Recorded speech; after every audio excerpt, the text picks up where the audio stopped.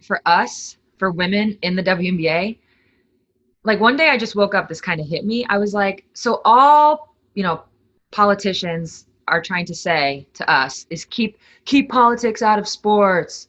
Like, oh, this is where I want to go to just watch a game. And I'm like, I'm not the one that brought it in here. Because as female athletes, all we are judged based on everything except the game we're playing. We're being judged because we're women. We're being judged because, we're gay. We're being judged because we're black. All of these political things are being brought to us. And that's how we've had to like find our way in this life, in this like WNBA trying to be a business life. We've had to battle that. It's never just been about basketball for us. So then to kind of flip it now and tell us not to be political, quote unquote. By the way, obviously we all know this is like a moral issue. These are like people's lives, the women in our league. This is directly impacting them. This isn't, some trying to get a policy that's going to help someone's pocket or something like that. Like this is direct, their lives are impacted. So anyways, it really kind of hit me one day. I was like, who is anybody right now to tell us as female athletes to just stick to sports? I mean, we've actually tried to do that. Nobody would let us. And so here we are, standing up for ourselves, which is something that's very natural for us at this point. And now now we're the ones bringing the politics in. So that's my take on that. It's ridiculous.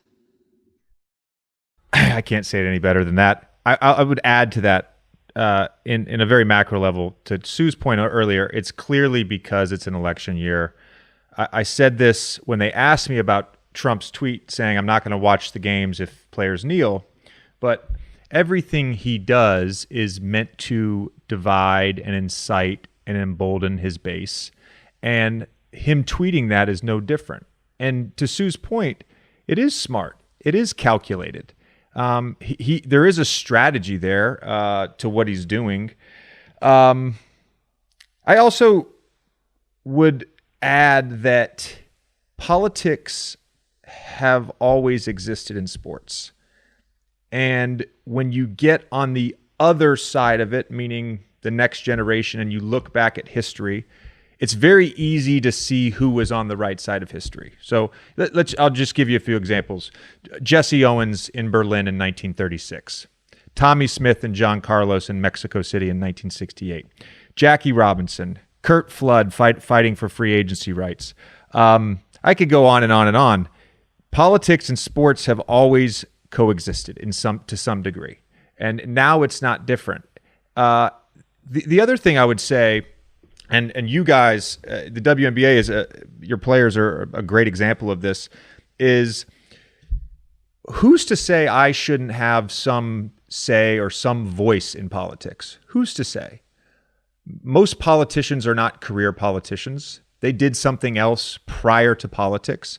And what your players are doing and what our players are also trying to do is educate ourselves, so that if we do decide to use our voice, that we're doing it in a constructive and truthful way, and not sort of hyperbolizing or gesturing to some virtue signal or something like that. We actually are passionate and want to learn and want to know more about this stuff. Do you guys feel like this might be a stretch, but do you feel like the stick to sports idea is like dehumanizing in a way? It's literally like we want you to like entertain us. Like entertain us, do this, but like we don't actually care about what you think about anything. Just shut up and play.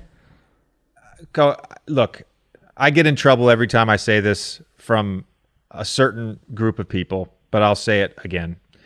Sue and I are white. Tommy, you're white. But the fact that a lot of professional athletes, especially in the NFL and the NBA and the WNBA, are black is not lost on me when people say shut up and dribble. It's no different than the feeling people have towards a lot of black people in this country. And there's always going to be a certain degree of exploitation in sports as long as the majority of the athletes are black. That's the system that this has been built on. I could be wrong on that, but that's something that I'll stand by. I don't know. It's like this kind of unveiling that's happened, you know. I think for a lot of people, myself included, I think we've all had moments, and this is definitely one of them, where when you put it that way, you start to see and look at it differently. But I do think there's this whole, yeah, just go out there and that you're just here to entertain, you know. And it's, I mean, we have opinions, we're people, we vote. Like, why, I don't get like why they expect us to check that at the door. I don't understand that at all. Again, back to what I was saying, it's like, especially when we're being treated in such a way where it forces us to educate ourselves and be knowledgeable about things.